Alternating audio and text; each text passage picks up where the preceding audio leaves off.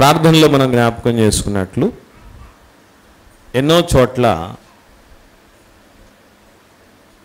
బహిరంగ సభల కొరకు, సంఘ సభల కొరకు, ప్రత్యేకమైన కార్యక్రమాల కొరకు కరపత్రికలు రిలీజ్ చేస్తున్నప్పుడు కానీ, పోస్టర్లలో కానీ, ఫ్లెక్సీలు వేయించినప్పుడు కానీ ముఖ్యవాక్యోపదేశకుడు పరిశుద్ధాత్మదేవుడు అని రాసినటువంటి సందర్భాలు కనబడతాయి.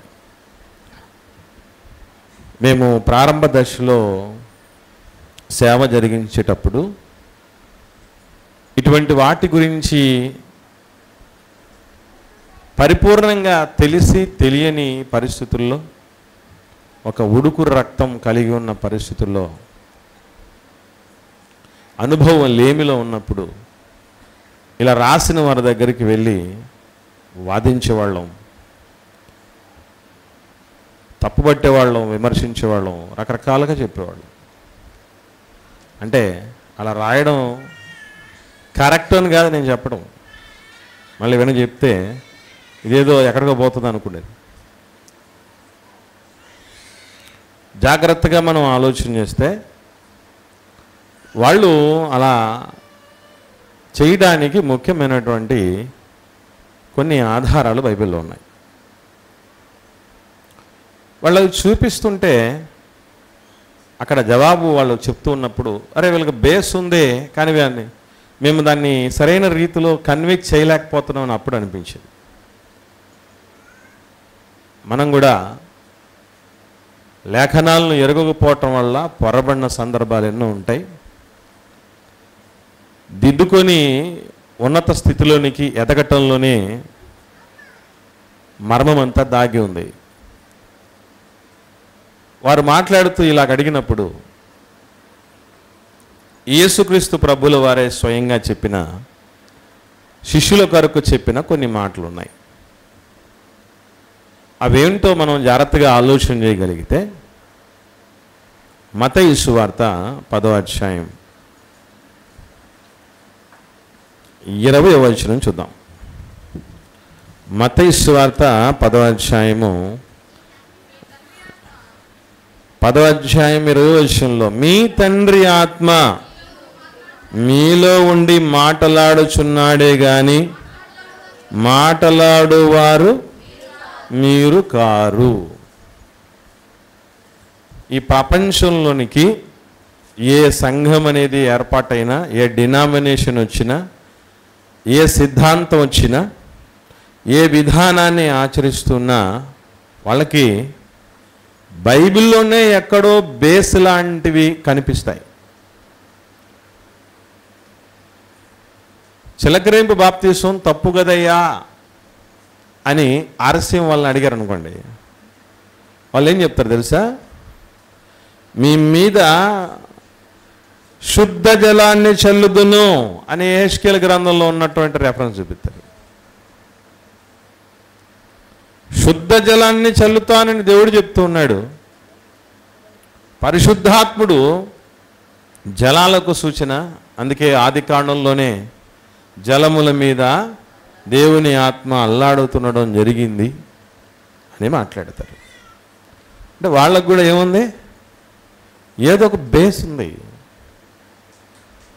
మనం ఒక విషయాన్ని ఎవరైనా ఈరోజు మీరు కరపత్రిక మనం చూస్తుండే మన పాంప్లెట్లో, ఇందులో 2 రకాలైనటువంటి సేవకులను ఏర్పాటు చేయటం జరిగింది.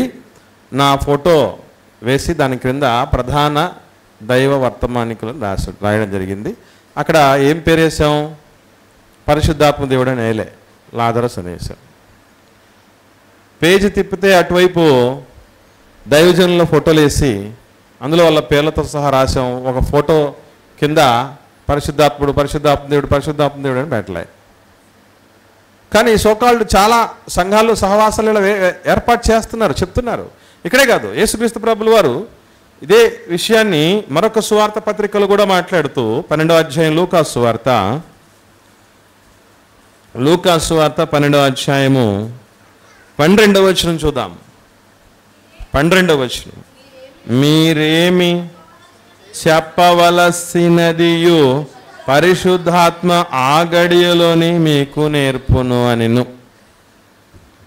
మీరేం చెప్తారో పరిశుద్ధాత్మే మీకు చెప్పడం జరుగుతుంది. ఇప్పుడు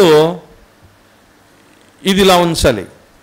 మరొక సందర్భంలో ప్రభువు చెప్పినటువంటి మరొక భరోసాతో కూడినటువంటి ధైర్యంతో కూడిన మాట ఏంటంటే, లూకాసు వార్తలోనే 21వ అధ్యాయం 15వ వచనం చూద్దాం. లూకాసు వార్త 21వ అధ్యాయము 15వ వచనంలో, మీ విరోధులందరూ ఎదురాడుటకును కాదనుటకును వీలు కాని వాక్కులను జ్ఞానమును నేను మీకు అనుగ్రహిస్తున్నాను అంటాడు. శిష్యులతో అపొస్తలులతో ప్రభువు మాట్లాడుతూ సందర్భాల్లో చెప్పినటువంటి మాటలు ఇవన్నీ. మీ విరోధులు ఎవరైతే ఉన్నారో, ఎదురాడేవాడు ఎవరైనా ఉన్నారో, కాదనేవాడు ఎవరైతే ఉన్నాడో, వాళ్ళందరికీ మించిన శక్తితో మిమ్మల్ని నడిపిస్తానో, మీరు ఎవరు భయపడకండి అన్నట్టు చెప్తున్నాడు. ఎస్, ఇది ప్రాక్టికల్గా జరిగింది. అపోస్తలుల కార్యాల్లో మనం జాగ్రత్తగా గమనించగలిగితే, పేతురు గారు, యోహాను గారు పుట్టినది మొదలుకొని కుంటివాడిని బాగు చేసినప్పుడు కూడా వాళ్ళు వాళ్ళ తెగువను చూసి, వాళ్ళ ధైర్యాన్ని చూసి, వాళ్ళ పాండిత్యాన్ని చూసి, వారి పోరాట పటిమను చూసి వారికి ఏమీ జవాబు చెప్పలేక ఆశ్చర్యచకితులైపోవటం జరిగింది. ఏం మాట్లాడలేక వాళ్ళ మీద భౌతికంగా దాడి చేయటానికి సిద్ధపడడం జరిగింది. అలాగే స్టెఫెన్ గారి ప్రసంగం దగ్గర కూడా మనం జాగ్రత్తగా ఆలోచన చేస్తే, అపొస్తలుల కార్యములు 6వ అధ్యాయము 10వ వచనాన్ని చూద్దాం.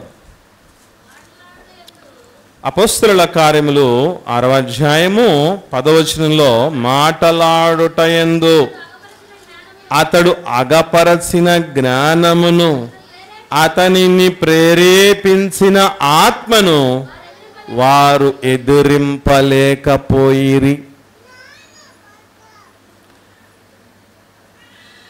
ఆయన్ను, స్టెఫెన్ గారిని ప్రేరేపించిందట ఆత్మ. ఆ ప్రేరేపణను ఎదిరించలేకపోయారట. కాబట్టి ఈ సందర్భాలన్నింటిలో మనకేమర్థం అవుతుంది? మీకు పరిశుద్ధాత్ముడి సహకారం ఉంటుంది, ఆయనే మాట్లాడతాడు, మీరేం మాట్లాడాలో అని టెన్షన్ పడద్దు, భయపడద్దు, ఆందోళన చెందొద్దు. పరిశుద్ధాత్ముడు మీకు ఆ గడిలోని ఏం చెప్పాలో నేర్పిస్తాడు. మీ విరోధులు ఎదురాడడానికి కానీ కాదలడానికి కానీ వీల్లేని వాక్కులు నేను ఇచ్చేస్తాను పరిశుద్ధాత్మని సాయంతో అని పేతురు యోహాన్ల ప్రసంగంలోనూ, వాళ్ళ నడిపింపుల్లోనూ అధికారులందరూ ఎవరు ఏమి చేసుకోలేని పరిస్థితులు ఈవెన్ స్టెఫెన్ గారి దగ్గర కూడా మనకు కనబడుతూ ఉన్నప్పుడు, ముఖ్య వాక్యోపదేశకుడు పరిశుద్ధాత్మ దేవుడని వేసుకుంటే తప్పేంటి? ఉన్నాయి కదా ఆధారాలు. ఇది మనం జాగ్రత్తగా ఆలోచన చేయాలి.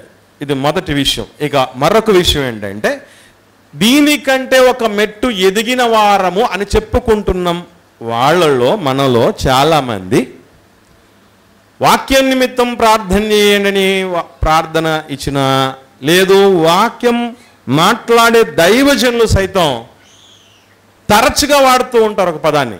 ఏమిటా పదం? పరిశుద్ధాత్మ సహాయాన్ని మాకు అందించండి దేవా అని అడుగుతారు. నేను అడుగుతున్నాను, మీరు జాగ్రత్తగా ఆలోచన చేసి చెప్పండి. ఈ విధంగా దేవుణ్ణి మనం అడగచ్చా?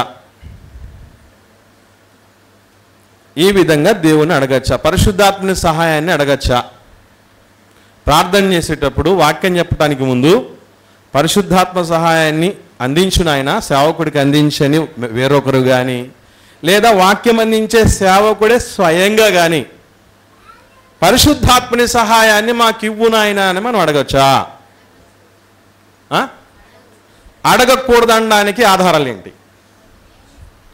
పరిశుద్ధాత్ముడి సహాయం లేనిదే అపోస్తలులందరూ ఎంత గొప్ప కార్యక్రమం ఎట్లా చేయగలిగారు? వాళ్ళకే ఆయన అవసరమైనప్పుడు నీకు నాకు అవసరం లేదా అని నేనంట. దానికి మీరేమంటారు? ఈ రెండు విషయాలకు జవాబులే ఈరోజు మనం పాఠంలో నేర్చుకోబోతాం. మొట్టమొదటి విషయం, ముఖ్య వాక్యోపదేశకుడు పరిశుద్ధాత్మ దేవుడు అని చెప్పిన తర్వాత పరిశుద్ధాత్మ దేవుడు ముఖ్య వాక్యోపదేశకుడిగా ఈ సభలలో వస్తాడట అని మనం వెళ్ళిన తర్వాత ఆయన ఏం చెప్తూ ఉంటాడో, నిలబడ్డ వ్యక్తి ఏమో వేరే వ్యక్తి ఉంటాడు, పేరేమో పరిశుద్ధాత్ముడు అని ఉంటుంది. పెట్ట కథలు చెబుతాడు, జోకులు చెప్తాడు, జబర్దస్త్ కామెడీ స్కిట్లు వేస్తాడు. మీకు విషయం తెలుసో తెలియదు, ఈ మధ్య కాలంలో ఒక భయంకరమైనటువంటి బాధ వచ్చింది. యూత్ రిట్రీట్లో ఒక సేవకుడిని పిలిపించాడు. ఆయన ఏం చేస్తున్నాడు, ఇదే యూత్ రిట్రీట్కి సినీ సెలబ్రిటీలు వచ్చి వాళ్ళు విశేష చెప్పాలి అంటే ఎలా చెప్తారు అని ఒక్కొక్క సినీ హీరోని ఇమిటేట్ చేస్తూ చెప్పడం జరిగింది. చూసారా, మిమిక్రీ చేసి. అక్కడ వచ్చినటువంటి వాళ్ళందరూ ఇదేమి కొత్త బోధ, అబ్బబ్బో నంబర్ 1 సేవకుడు పరిశుద్ధాత్ముడు నడిపింపంటే ఇది కదూ అంటే ఆ మిమిక్రీ చేసి మాట్లాడటం పరిశుద్ధాత్ముడు నడిపింప, వాడు జోకులు చెప్పి జబర్దస్త్ కామెడీ స్కిట్లు చేయటం నడిపింప. ఎన్ని రకాలైనటువంటి పరిస్థితుల్లో ఉంటారంటే అసలు వాక్యంతో సంబంధమే లేకుండా తండ్రిని కుమారుణ్ణి పరిశుద్ధాత్మని కలిపి కొట్టరా కావేటి రంగ అన్నట్టు ఆయన అన్నట్టు చెప్తూ ఉంటాడు, మాట్లాడుతుంటాడు, అన్ని చేస్తూ ఉంటాడు. స్టేజ్ మీదకి కుదురుగా ఉండే సేవకులు కొందరు కనపడరు, ఎగరడాలే. ఆ స్టేజ్ చాలా పెద్దది, నిజంగా వాళ్ళ వాక్ చేయటానికి క్యాట్ వాక్ చేయటానికైనా మోడల్స్కి కొంచెం తక్కువ వేదుకుంటే సరిపోద్ది. కానీ కొందరు సేవకులు ఉంటారు, వాళ్ళు ఎలా ఉంటారంటే అసలు ఈ మైక్ దగ్గర నుంచి, నేను హ్యాండ్ మైక్ కూడా ఎందుకు మోస్ట్లీ పట్టుకొని ఎందుకో తెలుసా అండి, హ్యాండ్ మైక్ పట్టుకున్నా కూడా కాస్త మూమెంట్ రావడానికి అవకాశం ఉంటాయి. ఏదో రుబ్బడానికి వచ్చినట్టు కొలకడానికి వచ్చినట్టు ఉంటాయనే ఉద్దేశంతో సాధ్యమైనంత వరకు మైకే పెట్టుకుంటాం. ఎందుకంటే ఒకవేళ అటు ఇటు పోవాలనుకున్న మైకు దూరం అయిపోద్ది, దూరం పోతే కుదరదు కన్నా అంటది ఇది. అందుకు ఒళ్ళు దగ్గర పెట్టుకొని ఉంటాం ఇక్కడే. కానీ అక్కడ పరిస్థితి ఏంటి అంటే ఆయన ఎగరడమే కాకుండా 10 మందిని వేదిక మీద మిగతా సేవకులు కూడా ఎగిరిస్తాడు. ఎగిరి ఎగిరి ఎగిరి ఆ స్టేజ్ అంతా కూలిపోయిన పరిస్థితులు కూడా ఉన్నాయి చాలా సందర్భాల్లో. వాడు కెమెరామెన్ చూడాలి, వాడి బాధలు చూడాలి, ఎప్పుడు ఎటువైపు కదులుతాడు అని. ఇప్పుడు మన కెమెరామెన్ ఉన్నాడు, ఏం చేశాడు, రికార్డింగ్ మొదలు పెట్టాడు, కుదురుగా కిందకు వచ్చున్నాడు. ఏం భయం ఏం అవసరంలా, ధైర్యం. అక్కడే ఉంటాడు, అక్కడ పోడాడు. కానీ అయ్యగారి పరిస్థితి అట్ట కాదు. ఇదంతా కూడా ఏం చేస్తారంటే పరిశుద్ధాత్మ దేవుడు అంటే ఇదే. ఈ ఎగరడాలు, ఆ గెంతడాలు, అటువైపు ఇటువైపు తిరగడాలు, చేయడాలు, ఇష్టం వచ్చినటువంటి రీతిగా చెప్పడాలు, అందరూ నిజంగా ఒక్కొక్క మినిస్ట్రీ వాళ్ళు ప్రతి ఒక్కరు కూడా ఇది పరిశుద్ధాత్ముడి ప్రేరణే, లేదంటే పరిశుద్ధాత్ముడు ముఖ్య వాక్యోపదేశకుడు అని చెప్తాడు. ఒకరు చెప్పినట్టుగా ఇంకొకరు చెప్పరు. వాళ్ళ సిద్ధాంతం వేరుంటుంది, వీళ్ళ సిద్ధాంతం వేరుంటుంది. ఒకరేమంటారు అంటే ప్రార్థన చేయండి పాప మారుతాడు అంటాడు, దానికి కూడా ముఖ్య వాక్యోపదేశకుడు పరిశుద్ధాత్మ దేవుడు అని పెట్టింటారు. ఇంకొకరు ఏమంటారంటే ప్రార్థన చేస్తూ కూర్చుంటే అవుతుందా, సువార్త ప్రకటన చేయాలండి, ప్రకటించకపోతే వినటం వలన విశ్వాసం కలిగేది, ప్రార్థించడం వలన అవుద్దా, కాబట్టి ప్రకటించడానికి పోవాలని చెప్పేసి ఇక్కడ కూడా చెప్పేవాడు అంటే ముఖ్య వాక్యోపదేశకుడు పరిశుద్ధాత్ముడనే. అంటే పరిశుద్ధాత్ముడే తను తాను విరోధంగా మాట్లాడుకుంటాడా? తనకు తానే వేరుపడిన రాజ్యం నిలుస్తుందా? ఇదంతా మనం ఆలోచన చేస్తే ప్రియులారా గుర్తుంచుకోవాల్సిన విషయం ఏంటంటే దేవుడు కాలానుగుణంగా జరిగిస్తూ వచ్చినటువంటి మార్పులు మనకు అర్థం కాకపోతే ఎలా అప్లై చేసుకోవడానికి అవకాశం ఉంటుందంటే చాలా చాలా రకాలుగా బైబిల్ గ్రంథాన్ని ధ్యానం చేయాల్సిన పరిస్థితి ఉంటుంది.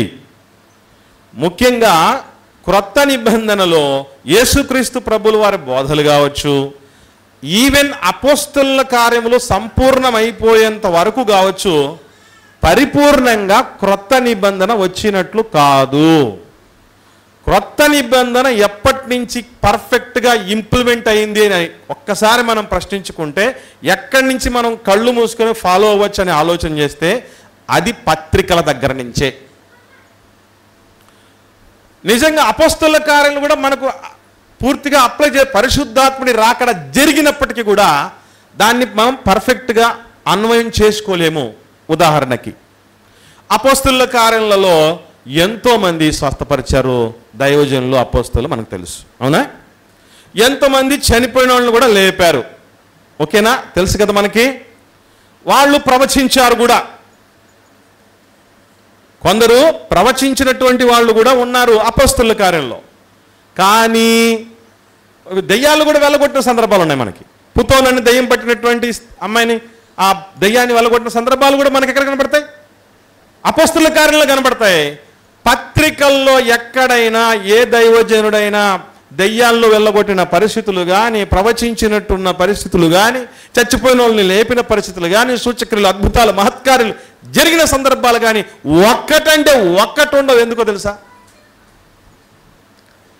ఇది సంధికాలం అంటారు. 4 సువార్త పత్రికలు, అలాగే అపోస్తలుల కార్యములు, ఈ 5 పత్రికలు పాత నిబంధనకు కొత్త నిబంధనకు సంధికాల పత్రికలు అంటారు. సంధి అంటే ఏంటి అర్థం?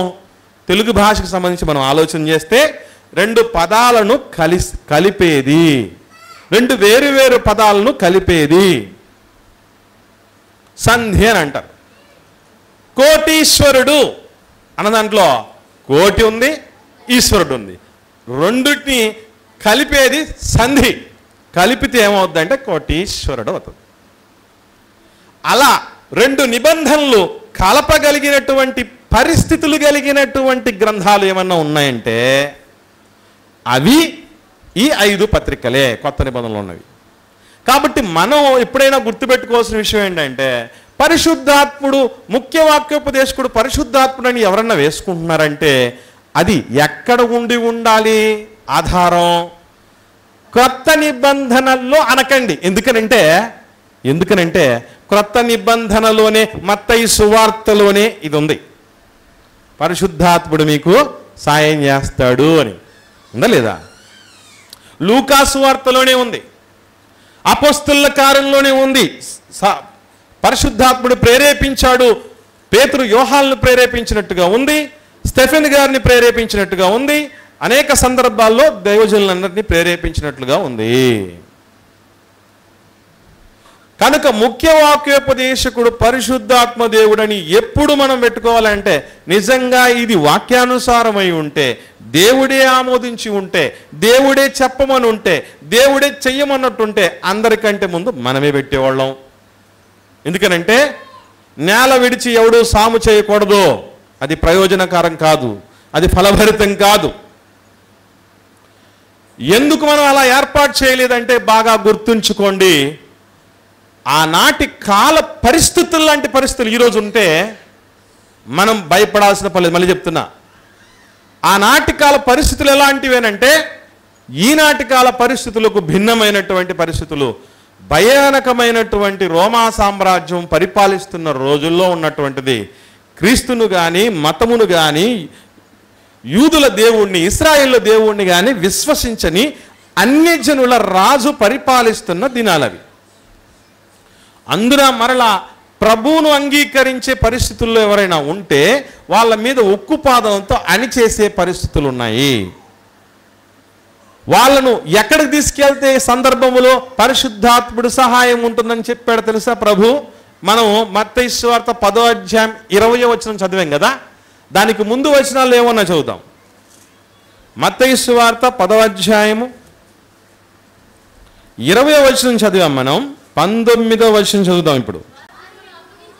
వారు మిమ్మును అప్పగించునప్పుడు, అది ఎక్కడికి తీసుకెళ్తారు మిమ్మల్ని అంటే 17వ వచనం, మనుష్యులను గూర్చి జాగ్రత్త పడండి, వారు మిమ్మును మహాసభలకు అప్పగించి తమ సమాజ మందిరంలో మిమ్మును కొరడాలతో కొట్టిస్తారు. వీరికిని అన్ని జనులకును సాక్షార్థమై నా నిమిత్తము మీరు అధిపతుల యొద్దకును రాజుల యొద్దకును తేబడుదురు. వారు మిమ్మును అప్పగించేటప్పుడు ఎట్లా మాట్లాడి ఈ రాజు దగ్గర నుంచి, ఈ శిక్ష నుంచి, ఈ అధిపతి దగ్గర నుంచి మేము బయటపడాలి అన్న ఆలోచన మీరు చేయొద్దు అన్నాడు. ఈవెన్ నేను మళ్ళీ చెప్తున్నాను ఈ మాట. ఇలాంటి పరిస్థితే గనక మనకు వచ్చినా కూడా మనకి పరిశుద్ధాత్ముడి సహాయం ఉంటుంది, కానీ ఏ రూపంలో ఉంటుందో చెప్పాలి, తెలియాలి మనకు. అది కరెక్ట్గా ఇటువంటి పరిస్థితుల్లో వచ్చినా పరిశుద్ధాత్ముడు మనం వదిలిపెట్టిపోడు, కానీ ఎలా వదిలిపెట్టిపోడు, ఎలా సహకారం అందిస్తాడు అనేది మనకు తెలియాలి. అదొక్కటి బాగా అర్థమైతే ముఖ్య వాక్యోపదేశకుడు పరిశుద్ధాత్ముడు అని కానీ, లేదా పరిశుద్ధాత్ముడి సహాయం మాకు అందించయ్యా అని కానీ, లేదా దైవజనుడికి అందించని కానీ మనం ప్రార్థన చేయొచ్చో చేయకూడదు అర్థమవుద్ది. నిజముగా మనం ఆలోచన చేస్తే పరిశుద్ధాత్ముని సహాయం ఆల్రెడీ వచ్చేసింది. ఎట్లా వచ్చింది?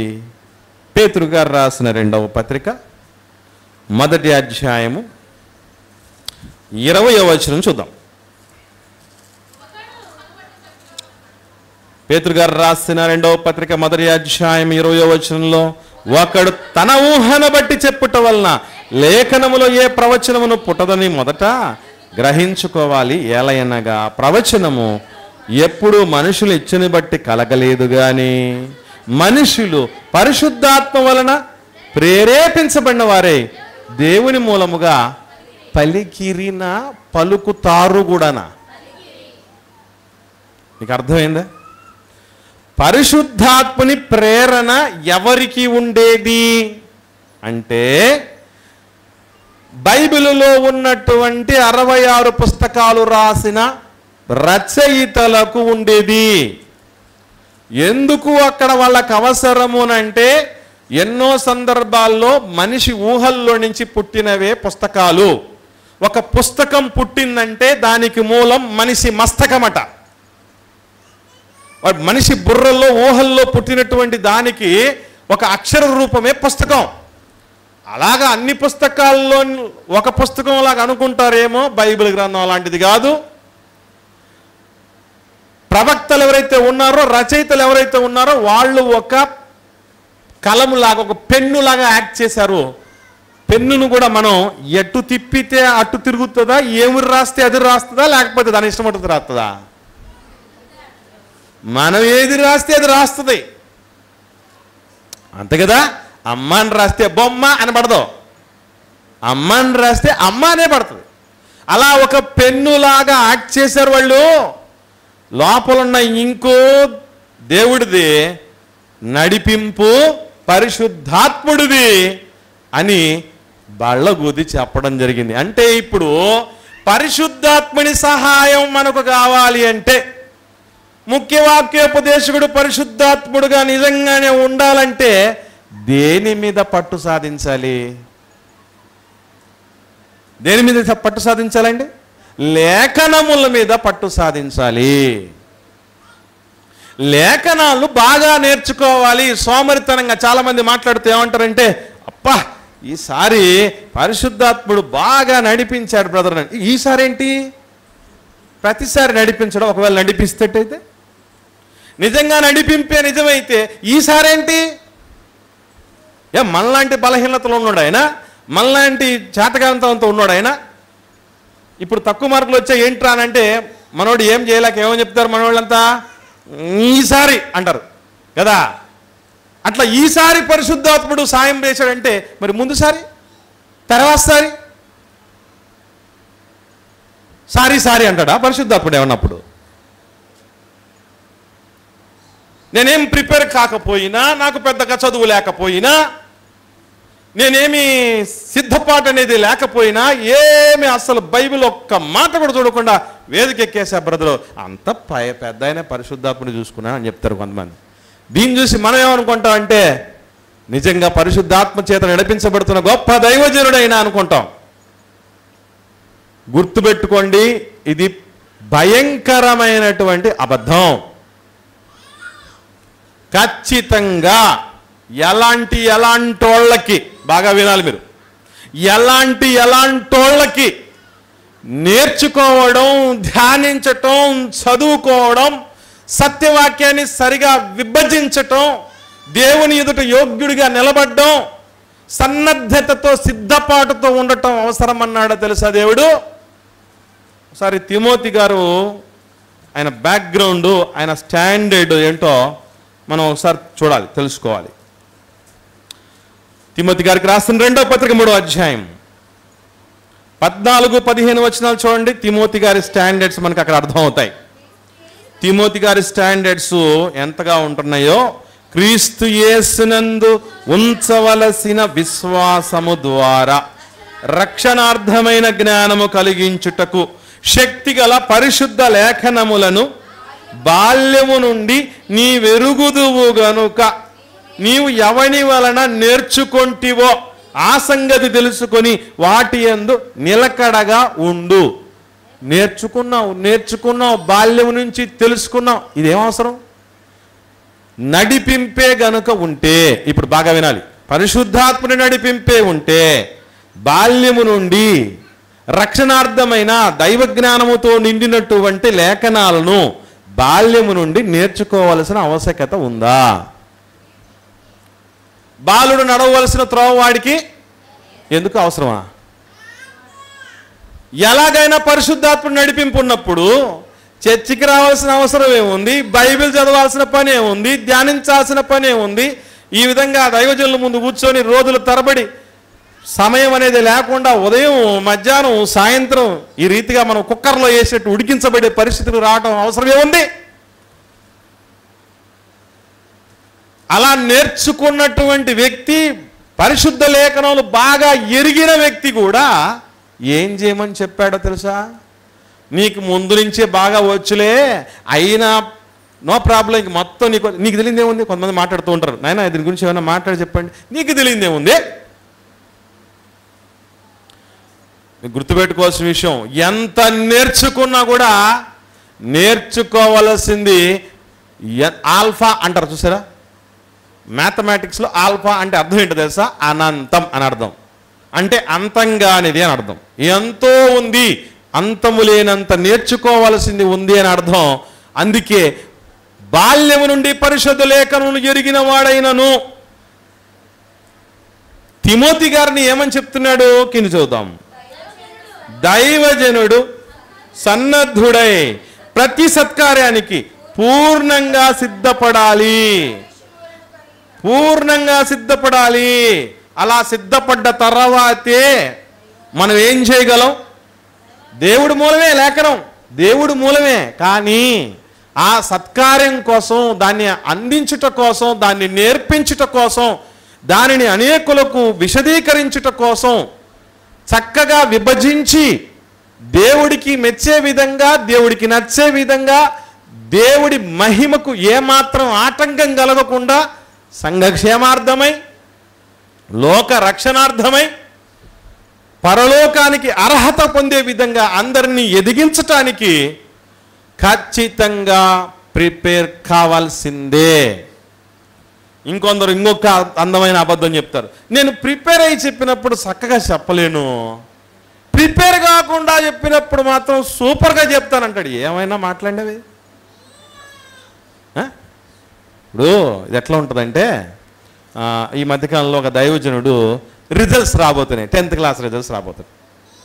అప్పుడు ప్రార్థన, అయ్యగారు ఎట్లా ప్రార్థన చేశారు తెలుసా? నాయన మంచి రిజల్ట్స్ వాళ్ళకు ఎప్పుడు రిజల్ట్స్ వచ్చేటప్పుడు నువ్వు రాత్తేగా, రాయడానికి ముందు ప్రిపేర్ అయితే కదా. ప్రిపేర్ కాకుండానే, నువ్వు రాయకుండానే మొత్తానికి ఏంటి ఇది అట్లా ఉంటుందంటే, డెలివరీ రేపు కాబోతుంటే కొడుకునివ్వు నాయనా అన్నట్టు ఉంటుంది. కొడుకుని ప్రసాదించు, వారసునిచ్చే. ఎప్పుడు డిసైడ్ అయినాడు తెలుసా? లోనున్న బిడ్డ ఆడో మగో, మనకిప్పుడు మనకున్న టెక్నాలజీలో మనకేమనుకుంటాం అంటే, ఈ మధ్యకాలంలో వన్స్ ఎట్లా ఉండిందంటే, ఆడపిల్ల పుడితే తల్లి మీదికి కత్తి ఎత్తుకొని పోయేవాళ్ళు. మళ్ళీ ఆడపిల్లలు కంటావని. అసలు వాస్తవంగా కత్తి ఎవడి మీదకి వెళ్ళాలి తెలుసా? మగాడి మీదకే వెళ్ళాలి. ఎందుకంటే పుట్టబోయే బిడ్డ ఆడ మగ అని డిసైడ్ అయ్యి మగవాళ్ళ నుంచి వచ్చేటటువంటి వాటిని బట్టే ఇది అర్థమైపోయి చదువుకి పోరు. తెలుసా మీకు విషయం? చదువుకున్న వాళ్ళ దగ్గర మీదకి బాగా అన్ని తెలిసినటువంటి వాళ్ళ మీదకి ఆడపిల్లలకి అన్నామని ఓడిపోడు, బుద్ధున్నాడు. కానీ ఇది కూడా వాస్తవంగా చెప్తున్నా, గుర్తుపెట్టుకోండి. ఆడబిడ్డ పుట్టుందా, మగబిడ్డ పుడుతున్నారా, లేకపోతే ఎవరికి కావాలనేది డిసైడ్ చేసేది మనం కాదు. నిజంగా అలాగే డిసైడ్ అయితే ఇక్కడ ఆడపిల్లలు ఎవరైనా ఉంటారు? ఇక్కడ ఆడపిల్లలు ఎవరైనా ఉంటారండి? ఎవరికి ఇష్టం లేదు ఆడపిల్ల. కానీ ఆడపిల్లకే పుట్టాలి కానీ ఆడపిల్లనే చేసుకోవాలి, కానీ ఆడపిల్ల మాత్రం పుట్టకూడదు అనే పరిస్థితి. కానీ డిసైడ్ అయింది ఎప్పుడు తెలుసా? జగత్తే పుట్టక ముందు డిసైడ్ అయిపోయారు. లాజరస్ అనేవాడికి 2 ఆడపిల్లలు పుట్టాలని నా నిర్ణయం కాదు, మా ఆవిడ నిర్ణయం కాదు, మా అత్తమామల నిర్ణయం కాదు, మా అమ్మ నాన్నల నిర్ణయం కాదు, సంఘం బలంగా ప్రార్థించింది కనుక పుట్టాడని కాదు. అక్కడ డిసైడింగ్ అయిపోయింది. కాబట్టి ముందు నుంచి ఏదైతే సిద్ధపడి ఉంటామో, నేర్చుకొని ఉంటామో దాన్ని రాయాలి, అంతే తప్ప ఈరోజు మన పరిస్థితి ఎట్లా ఉంటుందంటే, సిద్ధపాటు లేకుండా దైవజనుడు వేదికెక్కితే ఎలా ఉంటుందో తెలుసా? మళ్ళీ చెప్తున్నా, బాగా ఆలోచన చేయండి. సిద్ధపాటు అనేది లేకుండా వేదిక ఎక్కడ ఎలా ఉంటుందో తెలుసండి? సంవత్సరం అంతా స్కూల్కి వెళ్ళకుండా, చదువుకోకుండా, నేర్చుకోకుండా, ఎగ్జామినేషన్ టైంలో స్లిప్పుల కోసం ఎదురు చూసినట్టు ఉంటుంది. ఎగ్జామినేషన్ టైంలో స్లిప్పుల కోసం ఎదురు చూసినట్టు ఉంటుంది. ఎవరో తెలియకుండా, అజ్ఞానులుగా, వాస్తవాలు తెలియక, విఘ్నత లేకుండా, ఏదో దేవుడి సన్నిధికి వస్తే 1 దినము గడుపుట 1000 దినముల కంటే శ్రేష్టమని వచ్చిన వాళ్ళు నిద్రపోతా ఉన్న పరిస్థితుల్లో ఉంటే, వాళ్ళ దగ్గర ఇట్లా సిద్ధపాటు కానీ దైవజనుడు పప్పులు ఉడుకుతాడేమో కానీ, విఘ్నత కలిగిన పౌలు శీల చెప్పిన సంగతులు అలా ఉన్నాయో లేవోనని ప్రతిదినం పరిశీలించే వాళ్ళ దగ్గర అస్సలు కుదరవు. అందుకే మనిషి ఎప్పుడు మోసపోతాడు తెలుసా ప్రియులరా? నీకు నాకు తెలియనప్పుడు మోసపోతాం. ఎందుకు? చదువు చిన్నప్పుడు చదువుకోలేకపోతే రాత్రులలో బడులు పెడితే దానికి కూడా పోయి చదువుకున్నారు. కారణం ఏంటో తెలుసా? అమ్మా నీకు చదువు రాకపోతే నిన్ను డబ్బుల విషయంలో మోసం చేస్తారు, అన్ని దానిలో మోసం చేస్తారు. ఎంత సింపుల్ అంటే, 1,00,000 ఎకరాల భూమి ఉన్నా కూడా చదువు రాని వాళ్ళ దగ్గర నుంచి క్షణంలో మాయం చేసేయచ్చు. ఏమి లేదు, మొత్తం దస్తావేజులన్నీ, అయ్యా నాకు ఇష్టం చొప్పునే పలానా బిడ్డ కోసం నేను రాయిస్తున్నాను, ఇదిగో నా ఎడమ చేతి బటన్ వేలు ముద్రేస్తున్నాను, ఇదిగో కాటుకద్దుకొని ఇక్కడ ఏ పెద్దయినా అంటే వేస్తాడు. నీకు టీ తాపిస్తా ఒక ముద్ర ఏమంటే వేస్తాడు. ఏముందో మ్యాటరు, ఎందుకేమంటున్నాడో, ఏం సంగతో అదంతా వాడికి తెలియదు. రేపు ఆఫీసర్లు వచ్చి ఈ వేలు ముద్ర నీదేనా అంటే నాదేనయ్యా అంటాడు. అయితే నోరు మూసుకొని పో అంటాడు. తెలియాలి. తెలియకపోతే ఇలాంటి ఎన్నో జరుగుతూ ఉంటాయి ప్రియులరా. చాలామంది మోసపోతున్నారు సంఘాల్లో, సహవాసాల్లో. ఏమనంటే, ఏ సిద్ధపాటుకు నోచుకోడు దైవజనుడు, ఏ కష్టము పడడు, ఏది నేర్చుకోలేడు, నేర్చుకోకపోయినా పరిశుద్ధాత్ముడు నడిపిస్తాడని కళ్ళబొల్లి మాటలు చెప్పేవాళ్ళు చాలామంది ఉన్నారు. జాగ్రత్త బహుపరాక్ సంఘమా. ఎంతకాలం ఈ అజ్ఞానంధకారాల్లో కూరుకుపోతాం, ఎంతకాలం ఈ తెలియని పరిస్థితుల్లో ఉంటాం, ఎంతకాలం ఈ నులివెచ్చని జీవితాల్లో ఉంటాం, ఎంతకాలం లేఖనాలు ఎరుగని స్థితిలో ఉంటాం, ఎంతకాలం ఈ పొరపాట్లో ఉంటాం, ఎంత జీవితకాలం ఉందో మనకు తెలియదే. ఇలా మోసాల్లో బతుకుతూ పోతే మనం ఏం ఎదుగుతాం దేవుళ్ళో? కాపీలు కొట్టి పాస్ అయ్యి లేదా లంచాలు ఇచ్చి టీచర్ అయినటువంటి వాడు మనకేమైనా నేర్పుతాడా?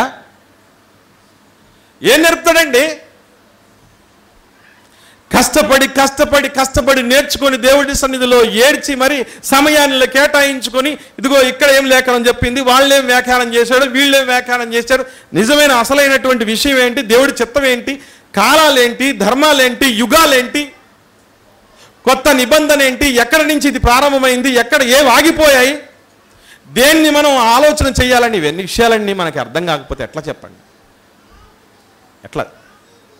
అందుకే గుర్తుపెట్టుకోండి పిల్లరా, తిమోతి గారితో చెప్తూ అన్నటువంటి మాట ఏమన్నాడు అంటే, దైవజనుడు ప్రతి సత్కారానికి సన్నద్ధుడవ్వాలి, సన్నద్ధుడైన తర్వాతని ఖండించటానికైనా, గద్దించటానికైనా, బుద్ధి చెప్పటానికైనా, నీతి యందు శిక్ష చేయటానికైనా ప్రయోజనకరం అవుతుంది. నీకు సిద్ధపాటే లేకపోతే నిష్ప్రయోజనం రా నాయన అని ఏ రోజో చెప్పాడు దేవుడు.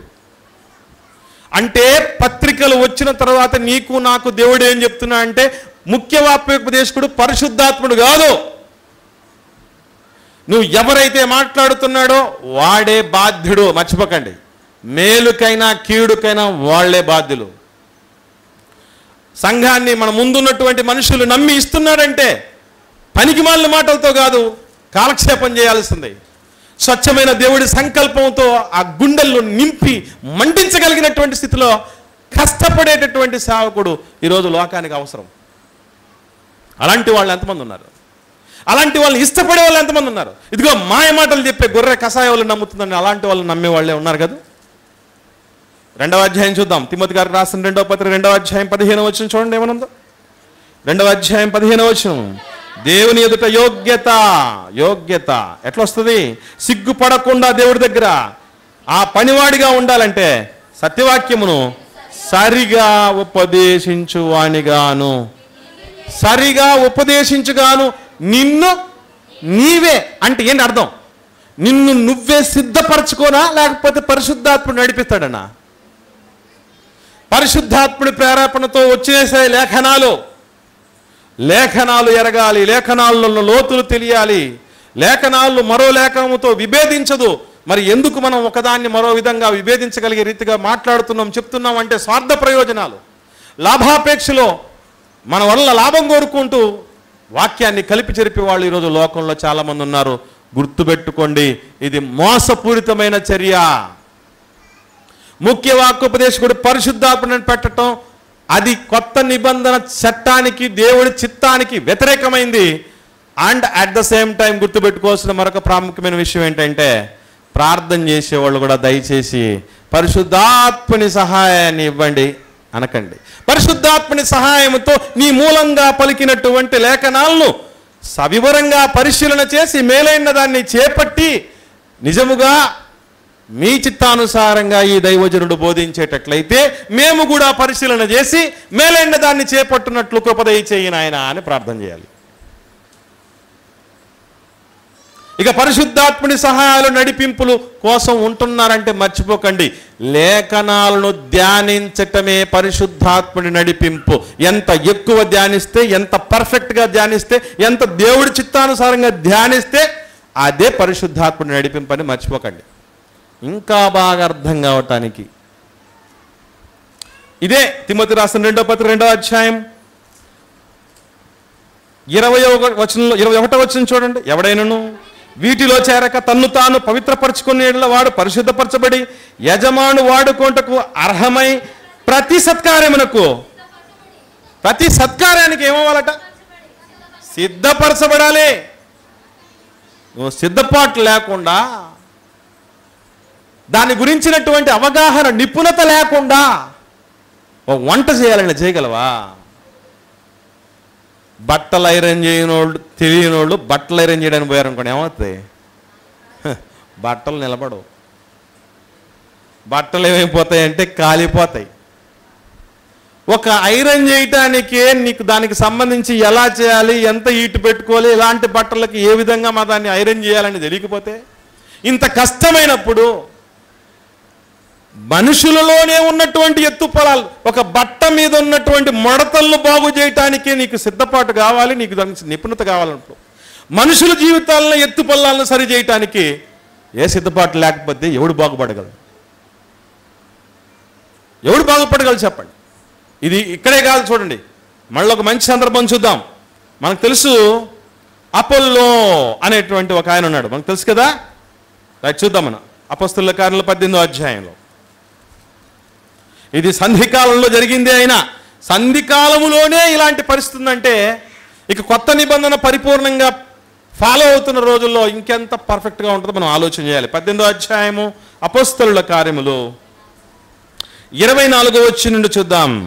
అలెగ్జాంద్రియు వాడైన అపోల్లో అను ఒక యూదుడు ఎఫెసునకు వచ్చెను. అతడు విద్వాంసుడు, లేఖనముల యందు ప్రవీణుడై ఉండెను. అతడు ప్రభు మార్గం విషయమై ఉపదేశము పొంది ఈయన కూడా ఉపదేశం పొందాడు. ఉపదేశం పొందాల్సిన ఆవశ్యకత ఉంది పరిశుద్ధాత్ముడు నడిపింపు ఉంటే. ఓకే, ఇదొకటైతే తర్వాత చూద్దాం.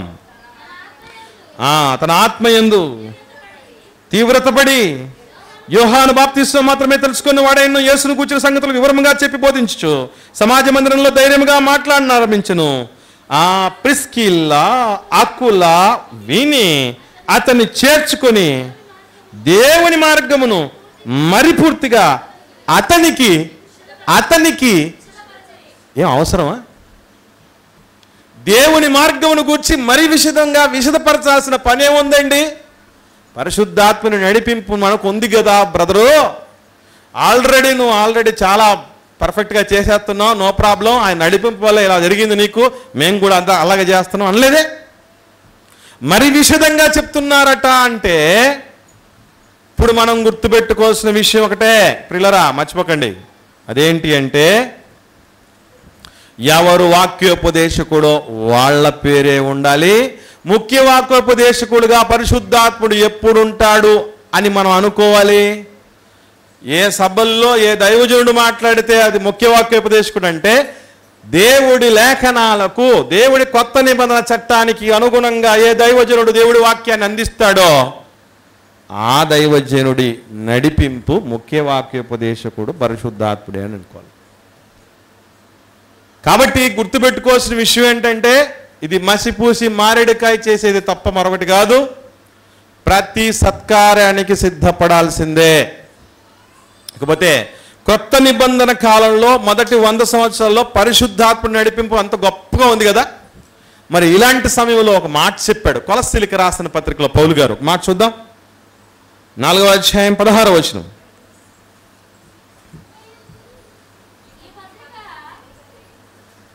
కొలస్సీలకు రాసిన పత్రిక 4వ అధ్యాయం 16వ వచనంలో ఈ పత్రిక మీరు చదివించుకున్న తర్వాత లవోదికే వారికి పంపించండి, వారి సంఘములో చదివించండి.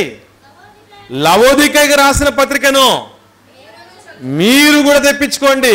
ఇదెందుకు అవసరం? పుస్తకాలు మీకు రాసిన పుస్తకాలు వాళ్ళకి ఇవ్వండి, వాళ్ళకి రాసిన పుస్తకాలు మీరు తెచ్చుకోండి, మీరు చదువుకోండి, నేర్చుకోండి అనే మాటలు ఎందుకు చెప్పాల్సి వచ్చింది? పరిశుద్ధాత్ముడు నడిపింపు ఉండదా? చెప్పండి. ఏం మాట్లాడాలో మీరు ఆలోచన చేయాల్సిన పని లేదా బాబు? మీకెవరికి పత్రికలు అవసరం లేదు, మీకెవరికి సంఘాలు అవసరం లేదు, సహవాసాలు అవసరం లేదు, కూడికలు అవసరం లేదు. దేవుడు ఎప్పుడు చెప్పలేదు ప్రియులారా, మర్చిపోకండి. నేర్చుకోవాలి. కష్టపడకపోతే ఫలితం రాదు. జ్ఞానాభ్యాసం అంటాడు దేవుడు, జ్ఞాన పరిశ్రమ అంటాడు. నీకు నాకు సినీ పరిశ్రమ తెలుసు, దాని వెనకున్న కష్టాలు తెలుసు. 24 ఫ్రేమ్స్ అంటారు సినీ పరిశ్రమలో. 24 విభాగాలు అవిశ్రాంతంగా ది బెస్ట్ పర్ఫార్మెన్స్ వచ్చేంత వరకు వాళ్ళు అవిశ్రాంతంగా పరిశ్రమిస్తూనే ఉంటారు. అందుకే సినిమాల్లో ప్రతి ఫ్రేమ్ డిఫరెంట్ కనిపిస్తుంది, ప్రతి ఫ్రేమ్ మనిషిని అటెన్షన్తో నిలబడుతుంది అని చెప్తారు. సినీ పరిశ్రమ కంటే దైవ జ్ఞాన పరిశ్రమ చాలా గొప్పది. నేర్చుకోవాలి దాన్ని. అందుకే నేను వచ్చేంత వరకు ఏమని చెప్పాడు తెలుసా తిమోతి గారితో కూడా పౌలు గారు? నాయనా, నువ్వు ఉపదేశించడంలో, చదువుటలో నిలకడగా ఉండు, చదువు నువ్వు. ఆఖరికి ప్రకటన గ్రంథంకి వచ్చేసరికి దేవుడు అన్న మాట ఏంటి తెలుసా? ఒకసారి చూద్దాం. ఈ మాట చూసుకొని మనం ముగించుకుందాం పిల్లరా. ఆఖరిగా ఏమన్నాడు చూద్దాం. ప్రకటన గ్రంథం 1వ అధ్యాయం 3వ వచనం. ప్రకటన గ్రంథం 1వ అధ్యాయము 3వ వచనంలో సమయము సమీపించింది గనుక ఈ ప్రవచన వాక్యములను చదువువాడు వాటిని విని ఇందులో రాయబడిన సంగతులను గైకొనువాడు ధన్యులు. ఎవరిప్పుడు? చదివేవాళ్ళు ధన్యులు. అయ్యా మాకు చదువురాదంటే వినివాళ్ళు ధన్యులు. చదివినోళ్ళు విన్నోళ్ళు పాటిస్తే ధన్యులు. దేవుడు నిజముగా పరిశుద్ధాత్మని నడిపింపు ఉందంటే చదవాల్సిన ఆవశ్యకత ఏముంది? వినాల్సిన పనేముంది? ఇప్పుడు మీరు మా సెంటర్లో ఎగ్జామ్ రాయడానికి వచ్చారంటే ప్రతి క్వశ్చన్కి ఆన్సర్లు మేమే చెప్తాం అన్నారు అనుకోండి. ప్రతి ప్రశ్నకు జవాబులు మేమే ఇస్తాం, స్లిప్పులు ఇచ్చి మరీ రాయిస్తాం దగ్గరుండి అని అన్నారు అనుకోండి. ఇంకెవరైనా చదవాల్సిన అవసరం ఉందా? పోనీ స్కూళ్ళకు కాలేజీకి వెళ్ళాల్సిన పని ఉందా? ఏమన్నా రాయాల్సిన పని ఉందా? ఏదన్నా క్లాసులు వినాల్సిన పని ఉందా? అంతా మేమే, మొత్తం మేమే నేర్పించేస్తాం, మేమే రాయించేస్తాం అన్నారు అనుకోండి. దేవుడు అలాంటి పరిస్థితులు ఎలాగంటే మిమ్మల్ని మహాసభలకు అప్పగించి మీ ప్రాణం తీసేసే పరిస్థితులు వచ్చినప్పుడు కూడా మిమ్మల్ని విడిపించటానికి నేనున్నాను, మిమ్మల్ని అనాథలుగా విడిచిపెట్టను అని చెప్పటానికి చెప్పబడిన మాటే ప్రియులారా అది. అంతేగాని సంఘంలో బోధించేటప్పుడు కానీ సువార్త ప్రకటించేటప్పుడు కానీ ఇది వాడమని కాదు. ఏ సందర్భములో ఏ పరిస్థితుల్లో దేన్ని వాడమన్నాడో తెలియకపోతే చాలా పొరపాటు అయిపోద్ది, చాలా పొరపాటు అయిపోద్ది. ఇన్స్ట్రక్షన్స్ ఇచ్చిన దాన్ని చాలా జాగ్రత్తగా వాడాలి. కడుపు నొప్పి వచ్చింది, టాబ్లెట్లు వేసుకోమన్నాడు డాక్టర్ గారు. ఒకసారి ఇంకోసారి చెవి నొప్పి వచ్చిందట మనిషికి, టాబ్లెట్ వేసుకోమంటే వీడు ఎక్కడ వేసుకున్నాడు అంటే చెవులు వేసుకున్నాడట. కడుపు నొప్పి వస్తే కడుపులోకి వేసుకున్నాను, చెవి నొప్పి వచ్చింది కాబట్టి చెవిలోకి వేసుకోవాలి కాబోలనుకొని చెవిలోకి వేసుకున్నాడు టాబ్లెట్లు. భగవద్దా, ఎక్కడ ఏ రోగం వచ్చినా కడుపులోకి అది పోవాలి, పోయిన తర్వాత ఎక్కడ ప్రాబ్లం ఉంటే అక్కడ దాకా వెళ్ళి అది పనిచేస్తుంది. అలా సిస్టమ్ ఏర్పాటు చేశాడు దేవుడు.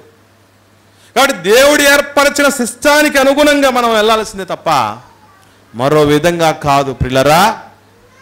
కాబట్టి దయచేసి పరిశుద్ధాత్మని సహాయాన్ని ఇవ్వునైనా అని అడిగే పరిస్థితి అవసరము లేదు.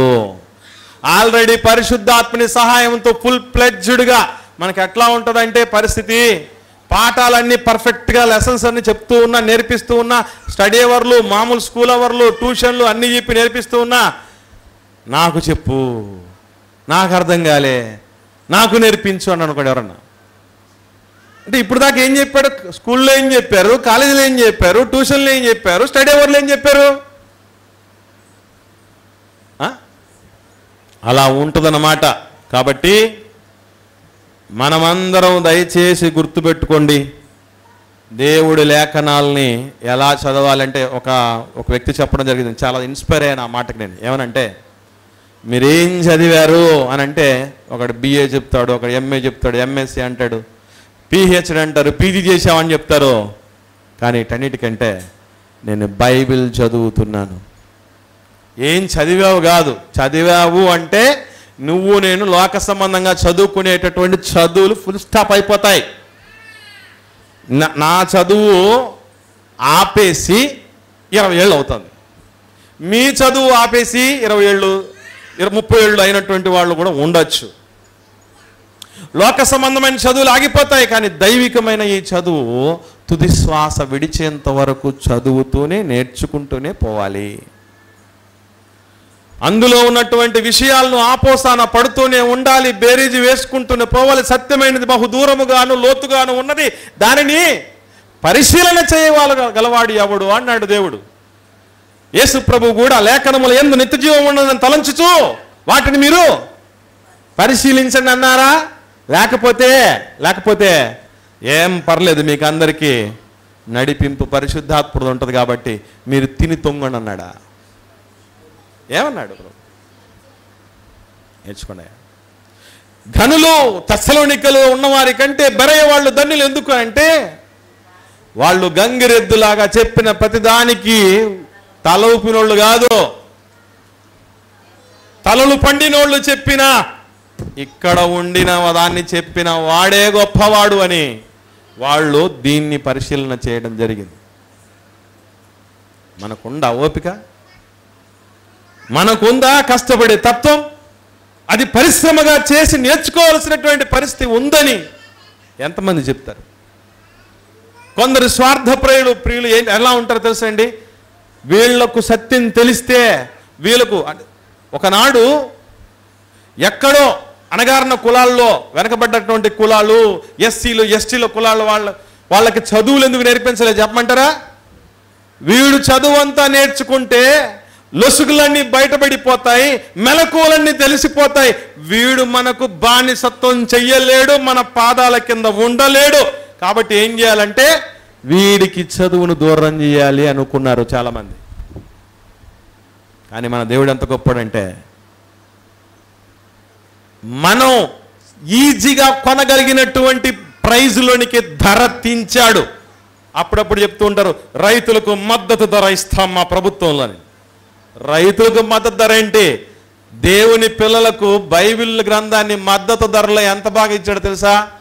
మొదటిగా ప్రింట్ అయింది 500 సంవత్సరాల క్రితం మొదటి బైబిల్. దాని కాస్ట్ అక్షరాల 3,60,000 రూపాయలు. 3,60,000 రూపాయలు దాదాపు 500 సంవత్సరాల క్రితం ఉంటే ఇప్పటికి రేటు పెరగాల తరగాల? 3,60,000 రూపాయలకి సంవత్సరానికి 1,000 పెరిగింది అనుకుందాం. 500 సంవత్సరాలకి 500,000 అంటే 5 లక్షలు పెరిగినట్టు అర్థం, అంతేనా? ఇది ఒక 5 లక్షలు, అది 3,60,000. బైబిలు కేవలం 8,60,000 రూపాయలు మాత్రమే అని అనుకోండి. ఎవరు మనకు చెప్పాడు అనుకోండి, మనలో ఎంతమంది కొంటారు? 100 రూపాయలు బెదరు అని అంటే బుక్ స్టాల్లో ఆ ఫిలిప్ మినిస్ట్రీస్ అనేది ఒకటి ఉంది కదా, అదేదో రాస్తే ఫ్రీగా ఇస్తారంటే 50 రూపాయలకి ఇవ్వవా, 10 రూపాయలకి ఇవ్వవా? రెస్టారెంట్లో పోయాడు మెనూ ఇస్తే మెనూని బట్టి వాడు మొత్తం తిన్నదానికి తిండికి స్టేట్ జిఎస్టీ అని ఒక దెబ్బ కొట్టి, ఈ పక్క చంపవాయి కొట్టి, తర్వాత సెంట్రల్ జిఎస్టీ అని చెప్పి ఇంకొక చంపవాయి కొట్టి, గ్రాండ్ టోటల్ రౌండ్ ఆఫ్ అంటే ఏదో ఒక పైసా ఎక్స్ట్రా ఉన్నా ఇంకొక రూపాయి ఎక్స్ట్రా వేసి రౌండ్ అప్ వేస్తే దానికి మనం ఆ వడ్డించినోడికి టిప్పిచ్చి అన్నీ చేస్తావు.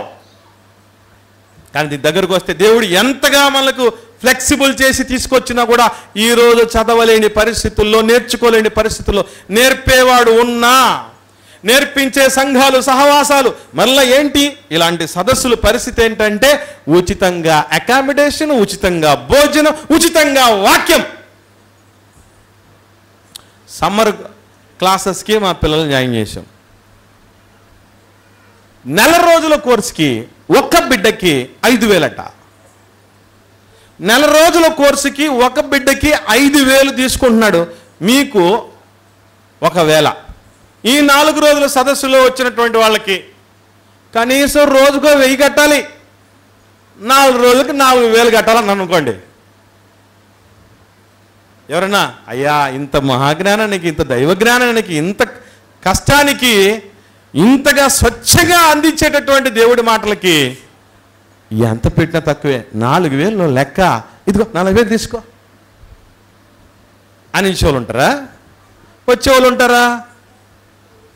ఈ మధ్యకాలంలో పాస్టర్లకి కమర్షియల్ బుద్ధి వచ్చేసింది. డబ్బులు పెట్టేస్తారు, డబ్బులు కావాలట. దేవుడు రక్షణ ఉచితంగా ఇవ్వలే, ఉచితంగా పొందుకున్నారు, ఉచితంగా ఇవ్వండి అని చెప్పలే. ఎన్ని లాపాయిట్లు మాట్లాడుతుంది తెలుసా? అప్పుడు మనకు బైబిల్ రెఫరెన్సులు తన్నుకొని వస్తాయి. ఫ్రీగా ఇస్తే డౌట్లు ఎక్కువ. సర్కారు బడిలో చదువుకున్నామంటే ఫ్రీ కాబట్టి మేము పేరెంట్స్ మీటింగ్ అని చెప్తే పేరెంట్స్ ఎవరు రారు. అదే ప్రైవేట్ స్కూల్లో మీటింగ్ పెట్టండి, మీటింగ్ కూడా పెట్టాల్సిన పని లేదు. అమ్మగారులు తయారు చేసుకొని భోజనాలు రెడీ అయిపోయి మధ్యాహ్నం పిల్లలకు భోజనాలు పంపించి ఉదయం పంపించేసి మళ్ళీ సాయంత్రం వచ్చి తీసుకుపోయి ఎన్నిసార్లు కనపడతారో వాళ్ళు. వద్దన్నా వస్తారు. ఎందుకంటే పైసలు ఇచ్చి చదువు కొంటున్నాం కదా. అందుకు సర్కారీ పాఠశాలలో సంబంధించి పొరపాటు కూడా రారు, ఎందుకంటే అది ఫ్రీ. గవర్నమెంట్ హాస్పిటల్లోకి వెళ్ళి ట్రీట్మెంట్ తీసుకోవాలంటే చాలామందికి నామోషి, ఎందుకంటే అది ఫ్రీ. స్వచ్ఛమైనటువంటి వాక్యం అందించే సంఘాలు, సహవాసాలకు చాలామంది రారు, ఎందుకంటే ఇది ఫ్రీ. ఫ్రీ ఎంట్రన్స్ టికెట్లు అనేవి ఉంటాయి. వాడు ఎగ్జిబిషన్ అని పెడతాడు. వాడు ఎంత అన్యాయం అంటే ఆ ప్లేస్లో 100 సార్లు తిరిగి ఉంటాం మనం, ఎప్పుడూ దానికి ఏం కట్టు ఉన్నాం. కానీ ఆ ప్లేస్లో ఏవో కొన్ని పెట్టే సమయానికి పెద్దలకైనా చిన్నలకైనా 50 రూపాయల టికెట్ అంటాడు. పోనీ అక్కడ పోయిన తర్వాత ఉన్నది కాస్త ఇంకా క్షవరం అయిపోయే పరిస్థితిలో ఉంటాయి. అయినా డబ్బులు పెట్టి వెళ్ళే పరిస్థితులు ఉంటాయి. కానీ ఇక్కడ ఉంటాయంటే కూడా వచ్చేవాళ్ళు ఎవరు లేరే. అలుసైపోయింది కదా. దేవుడు ఎంతగానో ప్రేమించి అవకాశాలు ఇచ్చినా మనం దాన్ని సద్వినియోగపరచుకోలేకపోతున్నాం కదా. ఎప్పుడంటే ఎదుగుతాం మనం? ఎప్పుడంటే నేర్చుకుంటాం మనం? ఇప్పుడు బాగుపడతాం మనం. కాబట్టి ప్రియులారా, పరిశుద్ధాత్మని సహాయం ఇదివరకే వచ్చేసింది. దేవుడు ఈ యుగ సంబంధమైన దేవత ఏం చేసిందంటే దయ్యం మూసేసింది, కళ్ళు మూసేయటం జరిగింది. ఏ ఊరు ఏం నేర్చుకోవాల్సిన పని లేదు, చదువుకోవాల్సిన పని లేదు, కష్టించాల్సిన పని లేదు, ధ్యానించాల్సిన పని లేదు, వినాల్సిన పని లేదు, చదవాల్సిన పని లేదు, ఏం చేయాల్సిన పని లేదు, వచ్చేస్తాయి మనకు అనుకుంటా. రాదండి. అంతా నేర్చుకున్న వాళ్ళు, రెగ్యులర్గా చదివే వాళ్ళే గ్రహింపు లేకుండా చచ్చారు. యేసుక్రీస్తును పట్టణ పెట్టుకున్నారు, ప్రవక్తలను పట్టణ పెట్టుకున్నారు, అపోస్తలను పట్టణ పెట్టుకున్నారు. ఈరోజు మనకు అసలు చదవడానికే సమయం కేటాయించలేని దుస్థితిలో ఉంటే, దేవుడి మాటలు వినడానికే మనకు పరిస్థితులు అనుకూలంగా లేని పరిస్థితుల్లో ఉంటే ఎప్పుడు బాగుపడతాం? అందుకే ఈ భ్రమల్లో మీలో ఎవరైనా ఉన్నారేమో, బయటికి రండి. ముఖ్య వాక్యోపదేశకుడు పరిశుద్ధాత్మ దేవుడు అని కాదు, పరిశుద్ధాత్మని ప్రేరణతో రాయబడిన లేఖనాలను ఆపోసాన బట్టి నేర్చుకొని ఎంతో కష్ట నష్టాలకు ఓర్చి దేవుడి సన్నిధిలో సత్యవాక్యానికి, సర్వసత్యానికి అనుగుణంగా అపొస్తలుల బోధను అందించటానికి పరిశ్రమించేటటువంటి బోధే గొప్ప బోధ. దాని వెనకే పరిశుద్ధాత్మని ప్రేరణ ఉంది అని అర్థం. ఇదివరకే ప్రేరణ అయిపోయింది కనుక పరిశుద్ధాత్మని ప్రేరణ నడిపింపు కోసం ఎవరు ఎదురు చూడకండి, దేవుణ్ణి అడగకండి. ఏం అడగాలి అంటే ఒక మాట చెప్పాడు దేవుడు, మీలో ఎవరికైనా జ్ఞానం కొద్దుగా ఉంటే, కొత్త నిబంధనలోనే యాకోబు పత్రికలోనే చెప్పాడు, మీరు అడగండి. మరి అడగడం అంటే ఎప్పుడు అడగాలి? ఇక్కడ మనం తెలుసుకోవాలి. మళ్ళీ ఇక్కడ మంచి పాయింట్. ఎప్పుడు అడగాలి? అంతా అయిపోయి వాక్యం చెప్పడానికి ముందు కాదు అడిగేది, ధ్యానించేటప్పుడు అడగాలి, నేర్చుకునేటప్పుడు అడగాలి. అప్పుడు అడిగి నేర్చుకున్న తర్వాత అందరికీ వడ్డించాలి. వంట మొదలు పెట్టావు, వంట నేర్చుకున్న తర్వాత మొదలు పెట్టాలా? వంట చేసే ముందు దేవా నేర్పించు నాకు ఎట్లా చేయాలో అన్నామంటే పోతుంది. ఆ వంటగా అవుతుంది, అదొక తంట అవుద్ది. కాబట్టి ఇది వాస్తవం ప్రియులారా, గుర్తుంచుకోండి. పరమార్థాన్ని గ్రహించి కష్టపడడానికి దేవునిలో సిద్ధపడాలని ప్రేమతో మనవి చేస్తూ నా మాటలు ముగిస్తున్నాను. ప్రార్థన చేద్దాం.